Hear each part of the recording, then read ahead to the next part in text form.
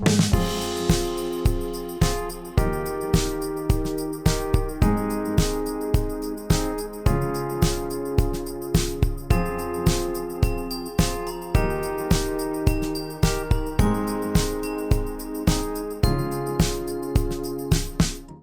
right, everyone, we will get started.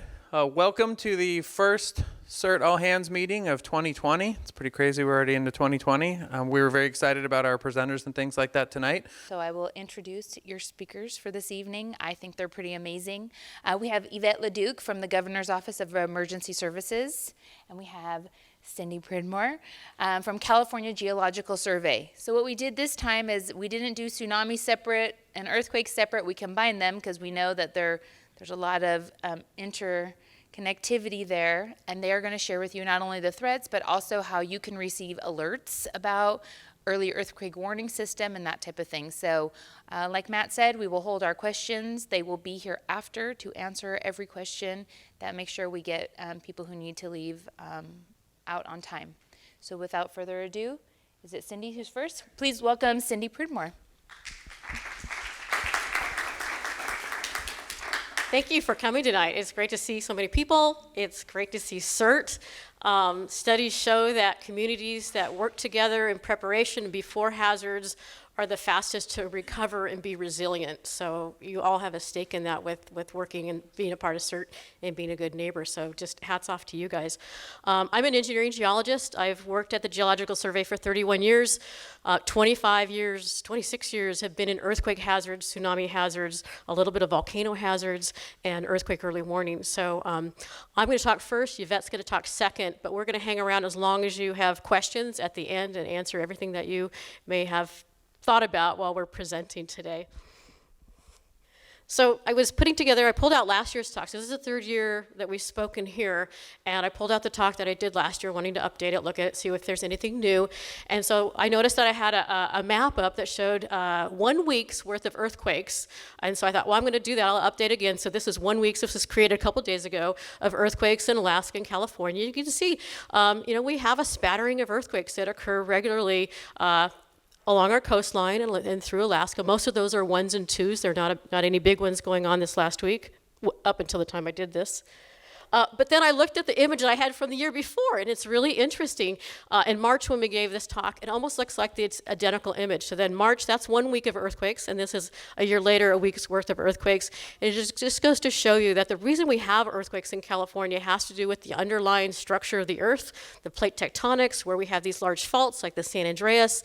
Up in Alaska, there's a big subduction zone. And so where we've had earthquakes before, we can continue to see them again. So they're really not a surprise. A few things I'm going to talk about are what are the hazards during earthquakes, and I'll go through this kind of briefly. Fault rupture, obviously. If you have a fault and it moves, we're all aware of the San Andreas and some of our other faults. You don't want structures across that because that can cause damage and pull things apart. Strong ground shaking. If we felt a strong earthquake right now, we'd all be drop covering, hold on, and getting our heads underneath the chair because we know things can fall.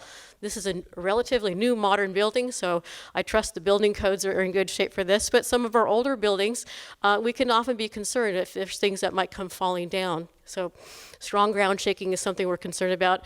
And also during earthquakes, ground deformation, things that the ground can settle. We can have things called liquefaction when we have a high groundwater table and we have soft sediments like floodplain sediments, and I'll show some examples of that. So in California, we do have our faults. This is just Southern California. You can kind of make out the coastline there, put an arrow right where Newport Beach is. The San Andreas fault we're all familiar with. It's this one right here in red, comes on down to the Salton Sea. But it's not just our plate boundary here is not just the San Andreas. Over here we have the Pacific plate, and this is part of the North American plate going back all the way to the East Coast. But we have the fault here, but we also have a lot of other faults that we've identified. Newport Inglewood fault that comes down here and goes right off to shore, not far from where we are. So we know we're in fault country. We've had earthquakes along these faults. They're well mapped. And so one of the things we try to do is we try not to have any buildings that were meant for humans on top of them we're going to be spending any time. So why don't we build on faults? It's pretty obviously if the ground moves, It can move sideways like the San Andreas. It can move up and one side down. And faults can also go up if they're under compression and one side go down. So we don't want to put structures across that. In 1971, we had the San Fernando Valley earthquake. We had houses that had faults running through them. We had a hospital with a fault running through them. So after 1971 is when California started saying, hey, we need to know where these active faults are and prevent buildings from being put up across them. This is a picture from New Zealand. You can see a earthquake going right across, or a fault going right across that property. But in addition to houses, when you think about what are the other things that go in, that faults could break, we also have pipelines, utilities, our roads, our freeways, and bridges. So even though our homes can be safe, our buildings can be safe, a lot of things that come to us in pipes along highways, roads, things like that, could be cut off even if the earthquake isn't by us. So a lot of things that we receive, water, electricity, can be affected even at a greater distance. So it's always one of the reasons for being prepared isn't just because you might have an earthquake here, but you might have an earthquake 45 miles away or 50 miles away that could cut off some of those supplies. Ground shaking is a hazard, even if you're not on top of the fault. You know, ground shaking radiates a long ways away from faults. In California, the ground shaking where we have the highest likelihood of strong ground shaking is where we have our active faults and sediments that can shake a little bit harder. Our coastal plains here, not up on the bluffs, but anywhere where the Santa Ana rivers flowed or any of our streams, we have loose sediments in our floodplains. I mean, Orange County is just, has lots of the river has switched paths. It's a big floodplain, and you can see it's very, very, very red because of those sediments can shake harder. Plus, you have the earthquakes nearby that can cause the shaking.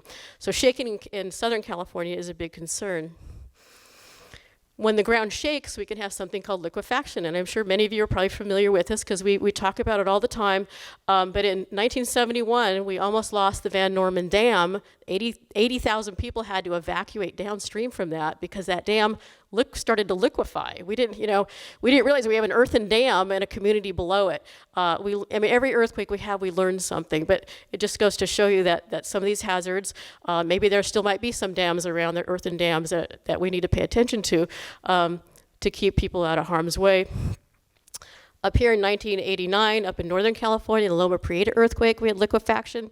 The Marina District, you remember those images? Both the ports had damage because most of our ports and harbors and our airports are usually along coastal plains. The ports are right on the edge of the plain, and those sediments are often susceptible to liquefaction. One thing that liquefaction creates a kind of a double whammy on is it can when the ground shakes and settles, you can have pipelines that get broken. So gas lines can get broken. So one of the things we all know that if we smell gas, we turn our gas off. So we keep it from starting a fire. So if a fire was started, you can cut the gas line off to help put the fire out. But if the fire started, and this has happened in 1906 and it's happened in 1989, we also get our water lines get broken during big events. So putting these fires out while they're still small is really important because you may not have water around to put them out if the hydrants are broken too. This picture over here is down in El Centro, California in 2010. We had an earthquake about 35 miles away, south of the border, but the shaking in Imperial Valley was pretty strong. It didn't do a lot of damage, but where I'm kind of at the upper end of a liquefaction zone. What you're seeing there is the ground is sliding away. It looks like a fault zone, but if that earthquake had been a little bit closer and shook a little longer, we could have lost the All-American Canal, which brings a lot of water over from the Colorado River into the valley there. So just about anywhere in California, we could have enough strong shaking to do damage. Landslides. Well, here in Newport Beach, you can look around. If you've been around this country very long, you know that we can have landslides without earthquakes.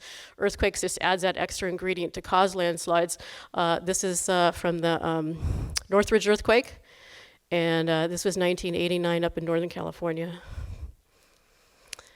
So when we look at our shaking hazard map, which I showed earlier, the bright red, where we show areas where we have the potential for strong ground shaking and sediments that can make it even shake even more, thinking beyond just like where our homes are, look at our corridors. If you look at where our water comes from, there's a lot of points where the water coming from Sacramento, the water coming from the Owens Valley, the water coming over from the Colorado River. Here's the water system down here in El Centro. All of our major water conduits cross fault zones. So when we talk about having extra water on hand, it isn't always about your local earthquake, which is important enough, but sometimes our distant sources can get cut off as well. Oops. With our roads, over here, this shows more of a road map.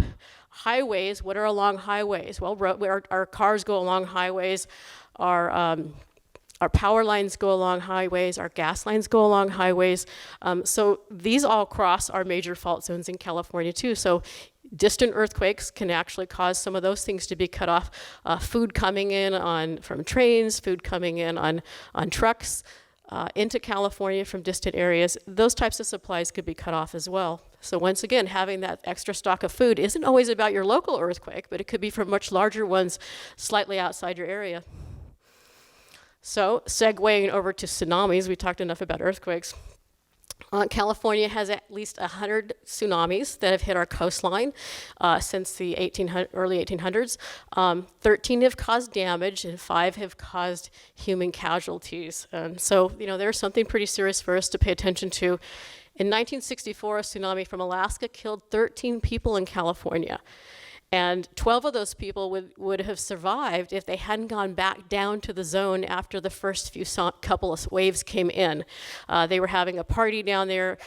They evacuated, they left the shoreline when the first tsunami came in, may have been away for the second, but another one came later, and after it all calmed down, and remember back then we didn't have a lot of communication about what could be coming, they went back down to a bar where they were celebrating a birthday, mostly family members, and another big surge came in.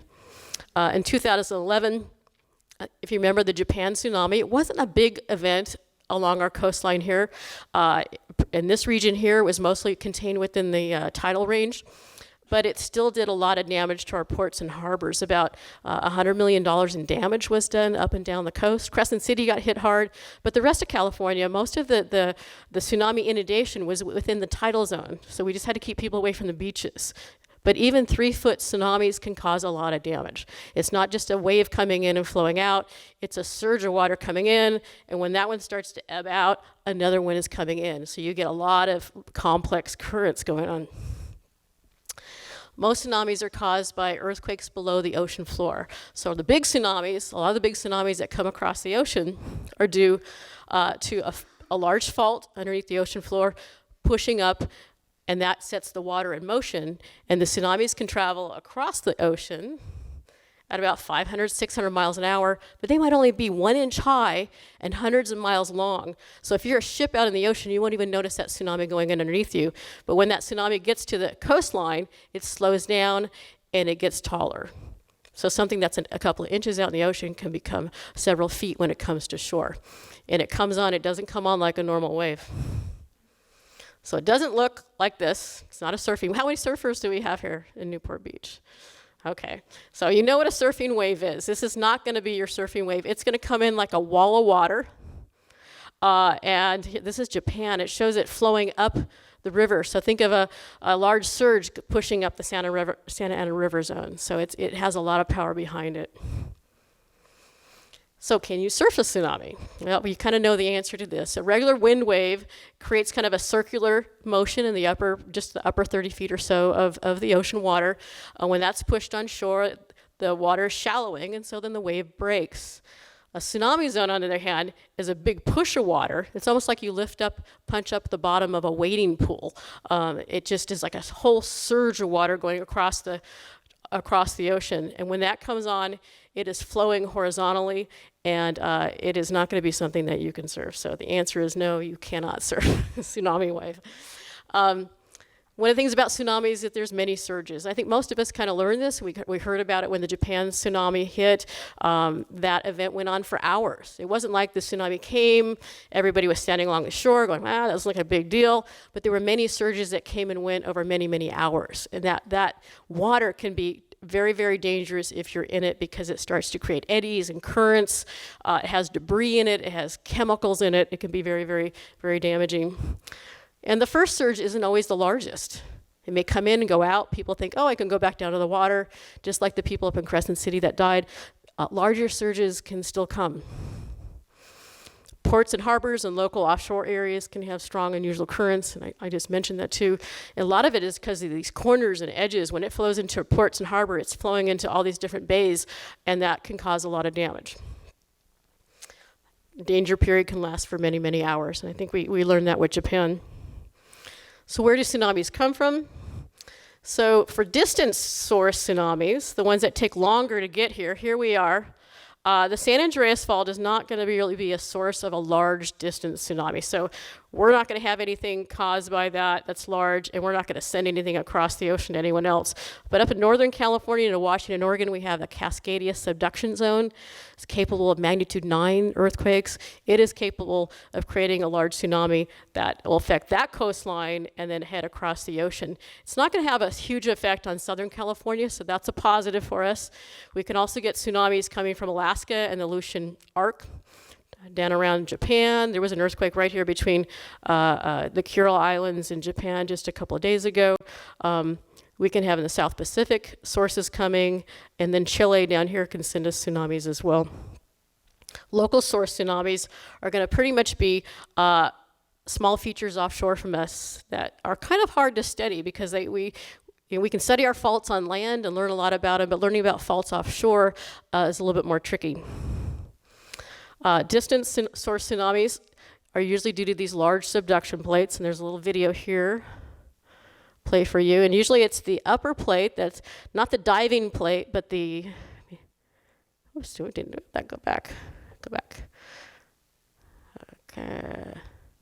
So it's animation here. You can see the upper plate is getting stressed with that top arrow, and then when it finally gets so stressed that it wants to overcome and release, it sets that motion, and that sets the wave going. This animation obviously is exaggerated, but that's what sets the wave in place. So in Japan, that type of motion generation created that huge tsunami that hit Japan. It wasn't so huge when it came to us across the ocean. So distant source tsunamis, you are not going to feel the earthquake. So a tsunami coming across from Chile, Alaska, you won't even know that earthquake has happened.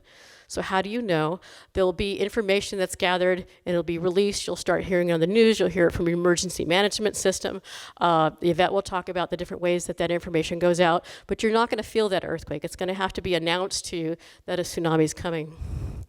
It could come in as early as 5 hours, but it could take up to 13 hours. South America is going to be the longest tsunami path getting to us. There's not going to be any time, there will be time for official announcements, unlike local tsunamis where there won't be time. And basically, you're going to follow the instructions of your officials. If it's not a large tsunami, there might not be no evacuations. You might just be clearing people off the beach. If it's a limited level of evacuation, some people may evacuate, but not all the people in the tsunami zone. It's up to your local emergency managers what they're going to do and how they're going to instruct you. If there's a very large tsunami coming, they're not going to take any chances. They're going to evacuate their entire zone. Local source tsunamis are a little bit more tricky. We do have faults offshore. We know some things about them, but we don't know as much as the faults that we have onshore. And some of these areas here, even though we have motion that's side by side, some of those blocks are also being squeezed and could possibly push up. How much, we don't know. We don't have much history on these faults, but we are aware of them. So part of understanding local tsunamis is if you feel an earthquake, do you hang around to see if something's going to happen? No, you leave the beach, you get away. So local tsunamis can be generated by the sudden movement of underwater faults or submarine landslides.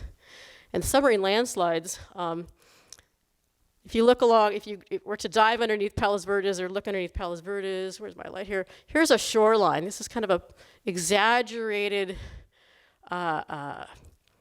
relief map. This is all underneath the ocean out here, but here was where a block of rock broke away and created this underwater landslide. And underwater landslides can create tsunamis as well.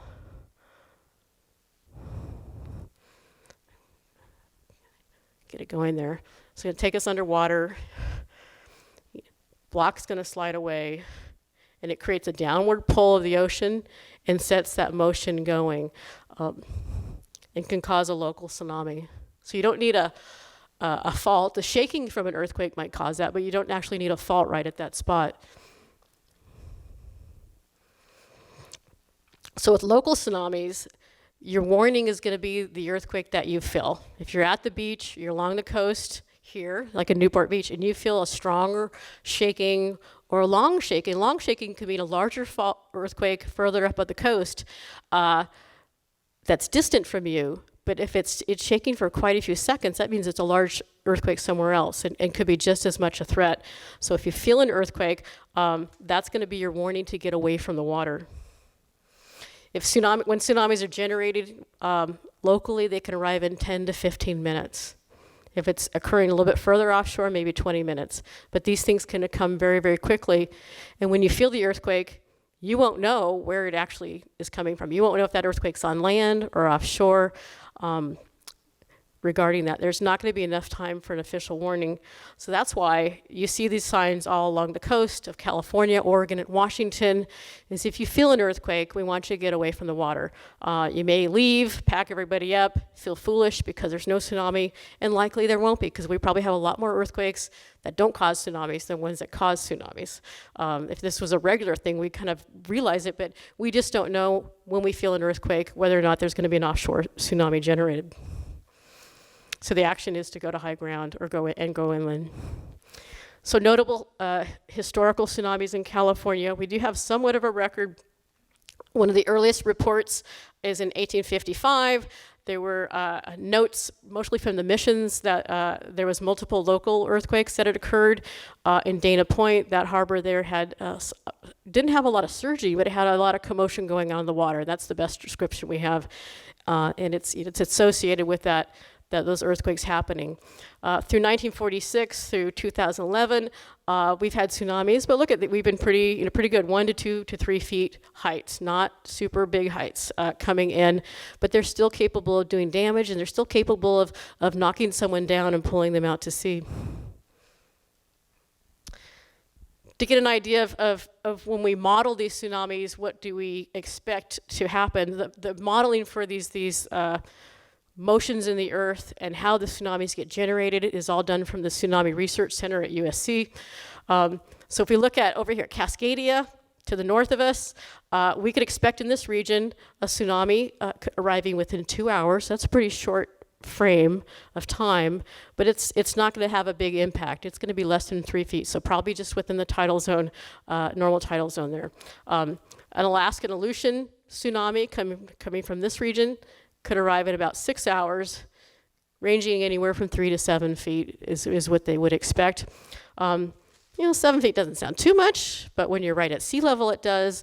And if there's a high tide or a storm surge, that can increase the level of water, the height of the water coming in. Japan, we're all familiar with that. Japan is not such a big threat. It's going to take about 11 hours to get to us, but it's still going to be pretty small. Chile is a pretty good threat, especially if it comes in at a high, during a storm surge or high tide. It's going to take 13 hours to get here. So your emergency managers will have a lot of information that we'll talk about and base evacuations on that information. Local sources, like I mentioned before, these we know less about. They're a little bit more, concerning. Offshore faults and submarine landslides. They could arrive in as soon as 10 to 20 minutes, 15 minutes, and create surges up to 4 feet. Although we are concerned that maybe some of these blocks out here could create something larger, but we need more research and more information on that to be more confident. So if you just feel an earthquake, once again, you want to make sure you get away from the water. So in California, we have 20 coastal counties. All of our counties have tsunami inundation maps, which they base their evacuation maps on. You guys are Orange County. Our whole coastline has become, over the last 10 years, prepared. What we create at the state are these inundation maps.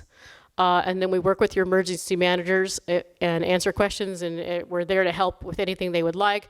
But your local emergency managers here create your local evacuation maps. They know your community the best. You're not being told how to evacuate by a state agency. Your community is being looked at very carefully by people who live here and know the best ways for you guys to evacuate.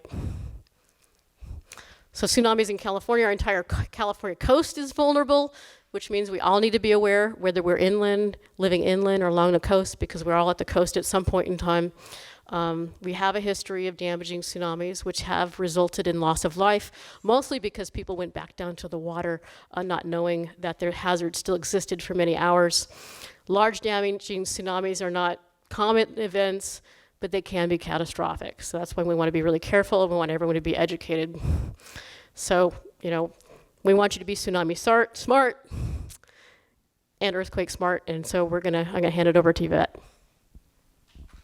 Okay, thank you all for coming tonight. My name is Yvette LeDuc, and I work for the State Governor's Office of Emergency Services. I work in our Earthquake and Tsunami program. I'm an emergency manager. I've been an emergency manager for the past 8.5 years, and prior to that, I did public outreach for the Department of Toxic Substances Control. So I've been working kind of with hazards for almost 30 years now, and very happy to be here with you all tonight to talk a little bit about earthquake and tsunami preparedness. So, do earthquakes occur in Orange County? Yes, they can. And as Cindy showed, and as you can see here, there's fault lines all over the place. And an earthquake doesn't necessarily need to happen on a fault that's located in Newport Beach for you guys to experience or be impacted by an earthquake. Very important to know. Here's a couple photos of the South Coast Plaza Mall, which is located very close to where we are tonight. This was damaged from the Chino Hills earthquake back in July of 2008. And as you can see, not huge significant damage, but enough damage. Imagine if you were sitting here having lunch. You can see how much damage could occur, and it was just a magnitude 5.5 earthquake, so not that strong, and it can cause this type of damage. This is why we tell you it's very important to know what to do. If you did your drop, cover, hold on, and got under one of these tables, it would help protect you from some of this damage that occurred. So very important to be prepared, even though the earthquake may not happen in your city. It could be close enough to cause damage that could potentially hurt you if you're not prepared to respond. So how do you receive information that an earthquake is coming? So as Katie mentioned earlier, you all have some sirens or alert notification points here within the city. It's also important to be plugged in to your city alert and notification system. So it's important to be signed up for those local emergency alerts, because that's how you will find out what to do if there's an emergency event in your community. So on the state level, we have the California Earthquake Early Warning System. This map shows a lot of dots all over our state. These are locations where we have actual sensors that are a part of our alert and warning system network. And as you can see, there's lots of them, lots of coverage. Once the total system network is completed, we're still installing a few of those sensory points throughout the state. It's not quite fully built out yet, but we'll have about just over 1,100 stations throughout our state. So that's pretty good coverage. And then you can see here, this system is supported by several partners, including my agency, which is Cal OES. So how does the system work? This here is an example of what one of the stations look like. They don't all look exactly like that, but there's some that look like this. This is one that's located up in Mendocino County. Once an earthquake occurs, the P wave, which is that initial wave that goes out from an earthquake, is the fastest one.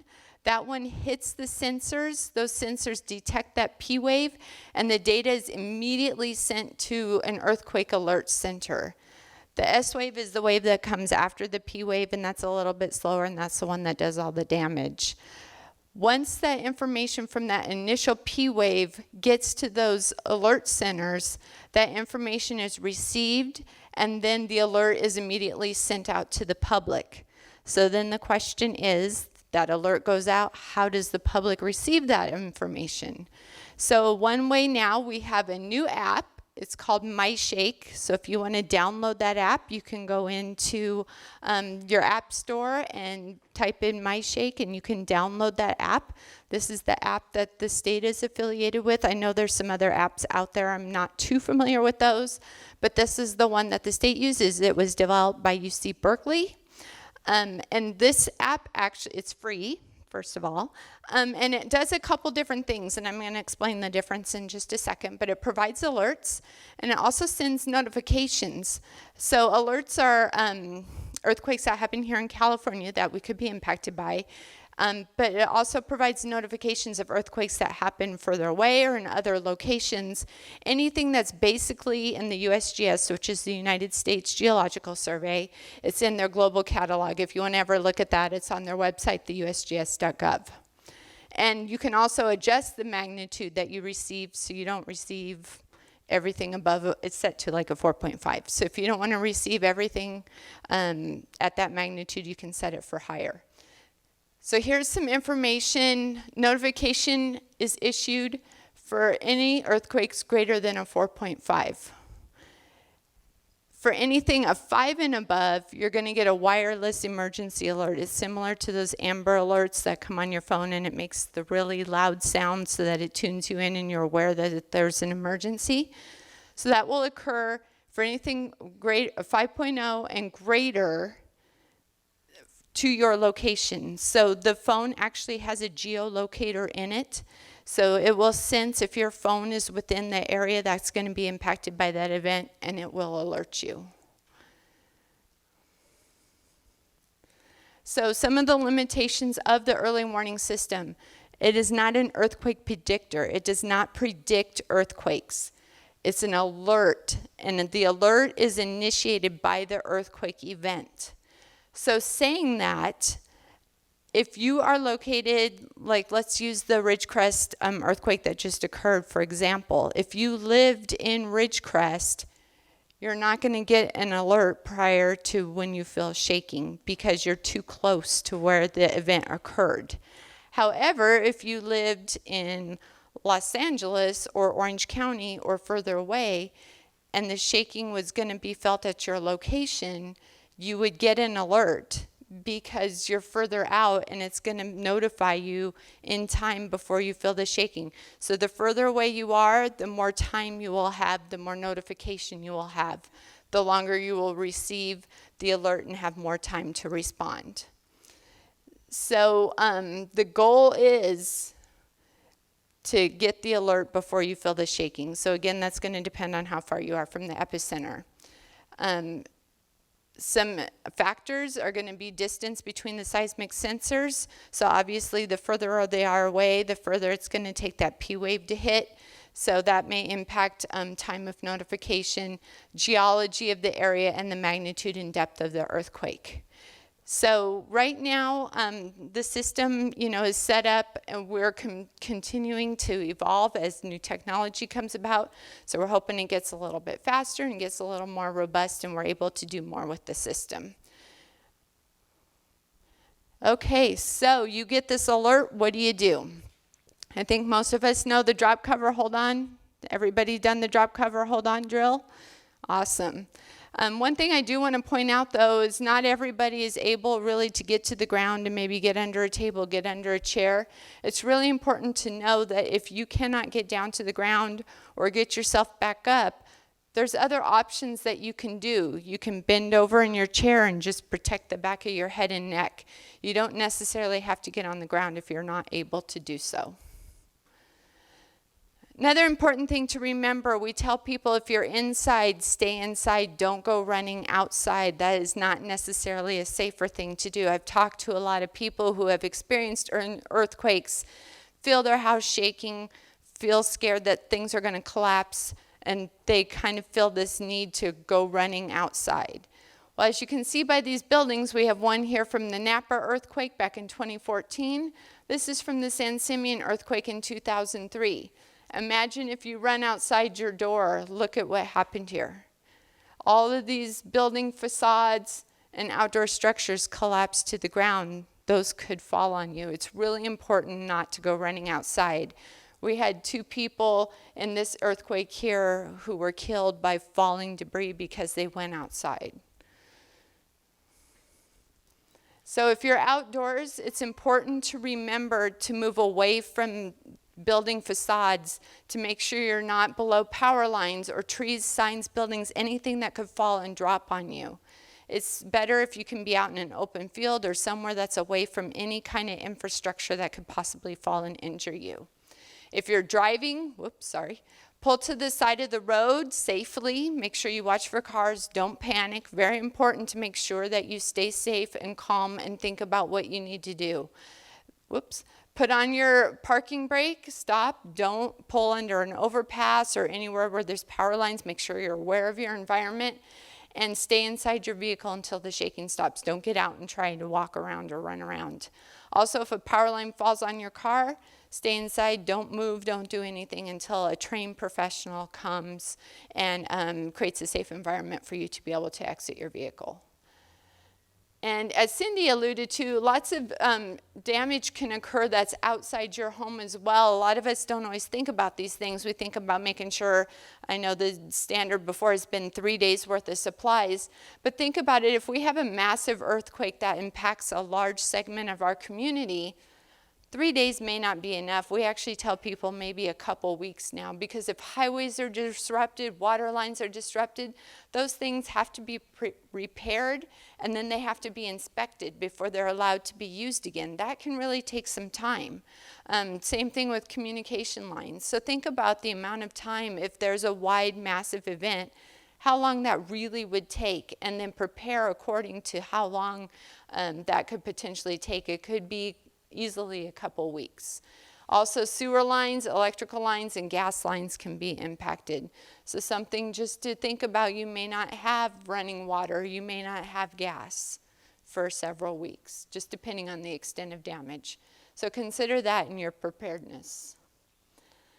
Protecting yourself inside. If you're in bed, protect your head with a pillow, lie face down. If you're in a high rise, don't use the elevators. It sounds common sense, but again, a lot of times when events like this happen and they're big and people's natural reaction is to panic, to be scared. That's normal for a lot of us.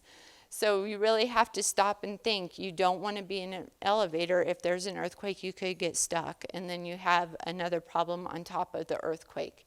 And fire systems, sprinklers may activate from the building shaking, so be aware that things like that may happen.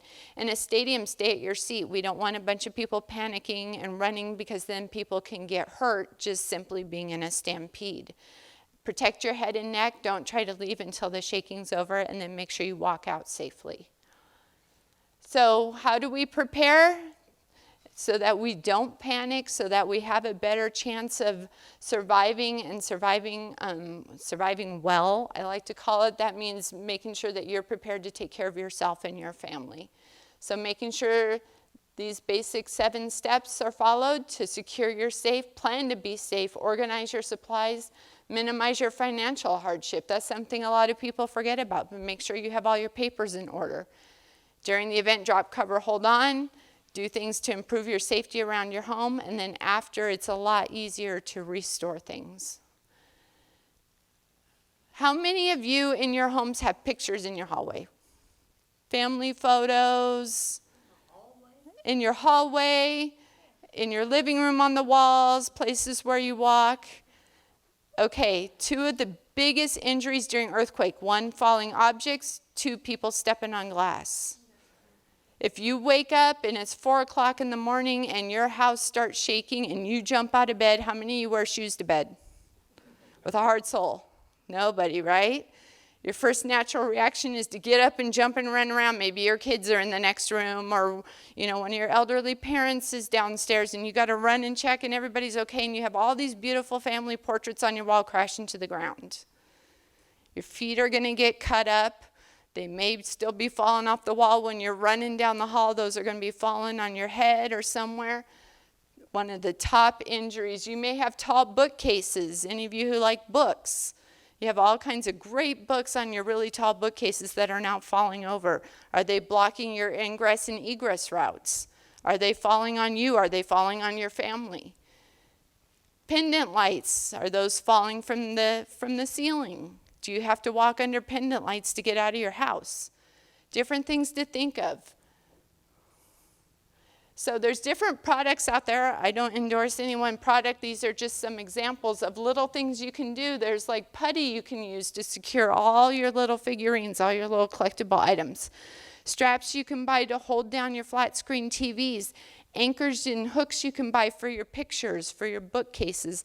All of these things are fairly inexpensive, and they're simple things that you can do to protect your family if they should ever need to evacuate the house quickly during an earthquake. Reduce the potential for them to be injured by any of those objects in your home. So now we've talked about outside, we've talked about inside. I'm going to talk about a specific place outside, the beach. Our favorite place to go, right? My favorite. I grew up in Nebraska. We didn't have beaches, so it's like still my favorite. I can't get over it. So anyway, when you're at the beach, if you're there and you start feeling strong shaking, what we want you to do is wait for the strong shaking to stop. We don't want anybody trying to move, to run around, to leave the beach area if there's strong shaking. It just increases the chances for you to get hurt trying to walk while the ground's shaking. Wait for strong shaking to stop, then we want you to immediately walk away from the beach area, inland and uphill if possible. If there's a local event, if you feel an earthquake shaking, there will not be time for local officials to give you a warning before you need to evacuate the area. It's very important that you start to leave the area, and as Cindy said, hopefully there's not going to be a tsunami, but we want you to start to leave the area right away if you feel shaking at the beach. Better to be safe than sorry. So, what is a tsunami? I think we all know that's like a giant movement of the ocean water, more than just a great sea wave, and it's going to be a series of those coming in and out. This is some of the recent tsunami events that we've experienced here in California. Just within the last 9 years, we've had 6. Most recent one being in January of 2018, there was an earthquake that occurred up in Alaska, put them in a warning along with Washington and Oregon, and we were in a watch here in California. This is just kind of a little history of the different tsunami events we've had here. This is up to 2006. Since then, we've had a few more that have impacted our coast, but just to kind of give you an idea that yes, we do have them, fortunately not very often, but they do occur here. We talked about the Alaska tsunami that caused 13 deaths here in our state and millions of dollars worth of property loss and damage. You can see some of that here. 2010, the Chilean tsunami. This is some of the damage that occurred in Ventura Harbor area. We had damage like this all up and down our coast. More recently, the 2011 Tohoku tsunami. We actually had 1 death in our state in addition to those deaths we experienced during that Alaska tsunami. Someone went down to the water. They wanted to take some pictures. They were up in Northern California. Their body was swept away, found 330 miles to the north in Oregon. That tells you how powerful that water is. Very, very powerful. It's very important to stay away from the water during a tsunami. So this here, I have a little video. Hopefully it will work. This is in Santa Cruz Harbor. This is during the 2011 event that came from Japan. And I like to show this because we've all seen those movies on TV, right, where they show the big, huge tsunami tidal wave coming in. And this illustrates here, you can see this wave starting to come in here. It's not very big, right? You think, oh, that little thing, what's that going to do? Look at this coming right here. It's not big, but look at the power of that.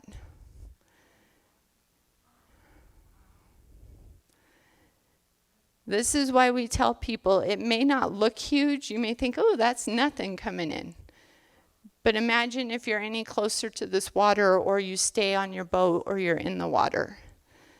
So it doesn't take this big, giant wall of water to come in and cause impacts.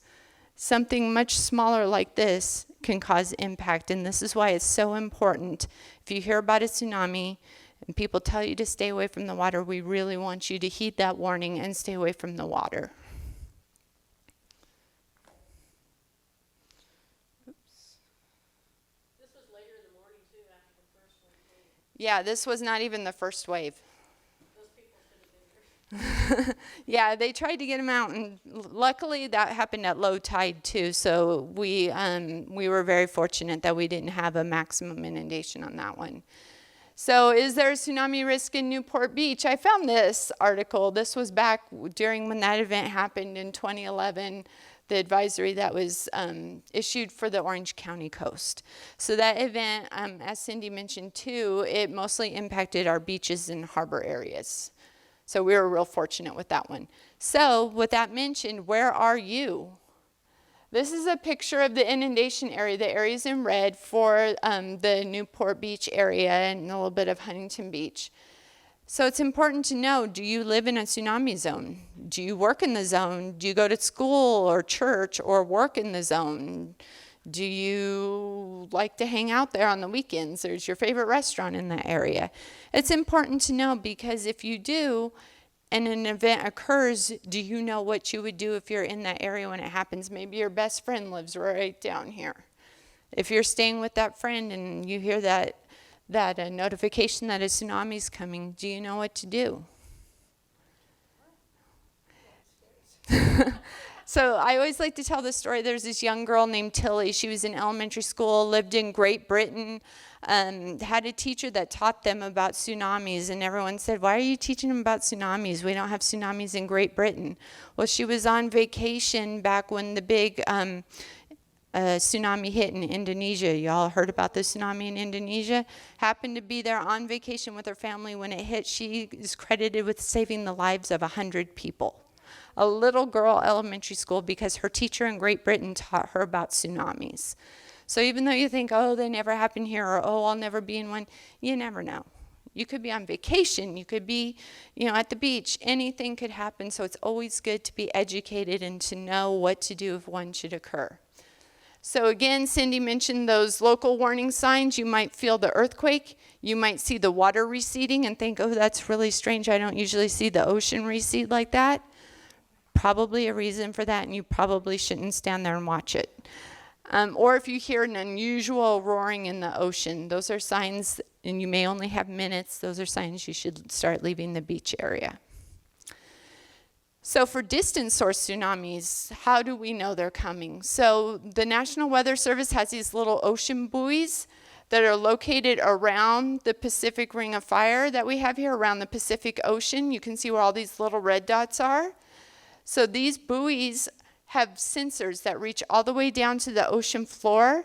If there is a change in the ocean pressure, which would occur if we were going to have a tsunami event, they send a signal up here to the top. There's a little mechanism up here that then transports that information to our tsunami warning center.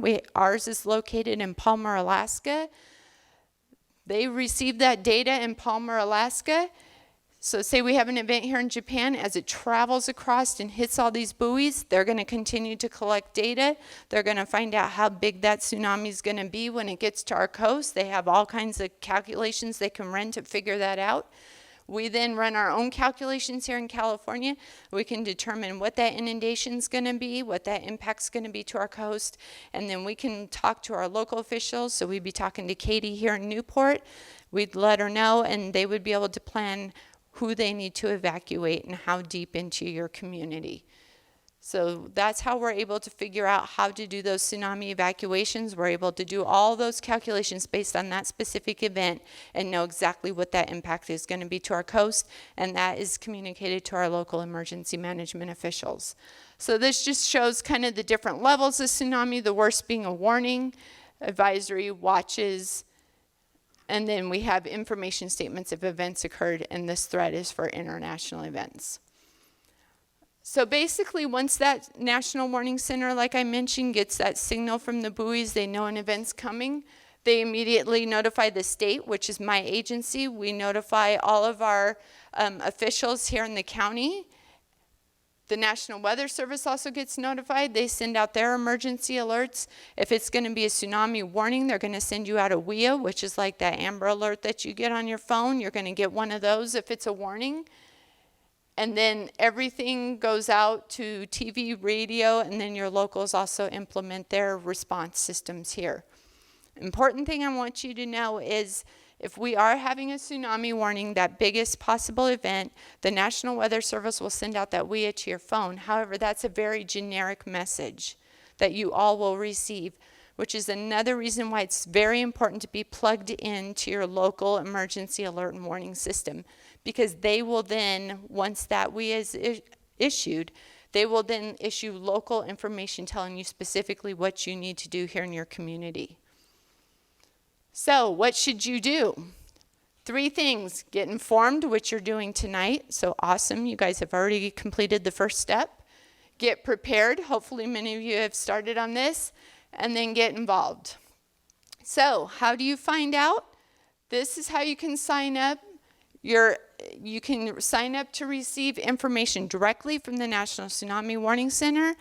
You text this. However, your email address has to be linked to a Twitter account in order to get those text alerts. I don't know why, that's just how they have it set up. If you want to sign up for earthquake alerts from the USGS, you can go on their website and sign up to receive notifications about earthquake events, in addition to the MyShake app. This is another way you can get information on earthquakes that occur, if you're interested. So I'll leave that up for a second. Y'all can jot that down. If you need more, you can ask at the end, and I can bring this back up. So locally, as Katie mentioned, you guys have kiosks that we partnered with your local city here to get installed. Each of these locations has a location-specific evacuation map on it, so you can take a look at those, and that's going to show you exactly where you need to go if there's a tsunami when you're at that location. You also see these signs throughout your community. These tell you which way you need to walk. So you kind of have this on top of the maps, so it's kind of a twofold communication system we have for you when you're at the beach. This is just a close-up of the map, so it has lots of arrows on it. So hopefully, if you take a look at it, you can take a picture of it, keep it on your phone, whatever you want to do. So if you need to take it out and look at it, you can see where you live or where you're visiting or where you recreate or work and know exactly which direction you need to go to get out of your community safely. Part of your preparation, make sure you have a family plan, make sure you have a kit, make sure you have a contact card going so you have important phone numbers, because if your cell phone dies or you don't have any type of cell phone capability, you may not be able to retrieve important phone numbers. It's good to have them written down, old school. I still keep it all written down. Y'all have everything written down? Very good. All right.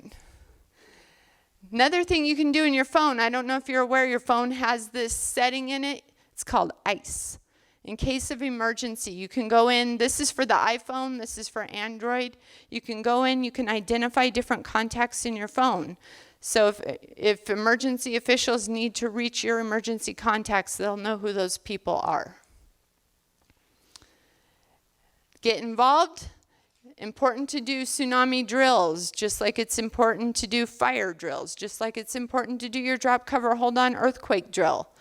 Doing the tsunami drill builds that muscle memory and teaches you where you need to walk should you ever need to evacuate. As Katie mentioned also, we have Tsunami Preparedness Week coming up the end of March 2020. This is a good time for you to plan events for your community. You don't have to do them during this week. We support events throughout the entire year, but this is a really good time to really focus on tsunami preparedness, to do a drill, to get active in your community, and make sure that everybody in your community is aware of what tsunamis are and what they need to do should one occur. This website here is tsunamizone.org. That's a good website to go to. It has all kinds of resources and information. It has instructions on how to do a tsunami walk. We also have information on this back table back here. Please feel free to take any and all of those materials. Those will get you started. If you want, I can give you my card and I can send you more if you need more of anything. But this is a spot where everyone registers their activities. You can go on, you can see what other people are doing, who's participating, and maybe get some ideas or share your ideas with others. It's a really good kind of community communication page. And then this is a list of resources here. This is places where you can go to get information, handout materials, where you can find places to order emergency supplies. So this is just a really good information sheet here. And that's my contact info and Cindy's contact info.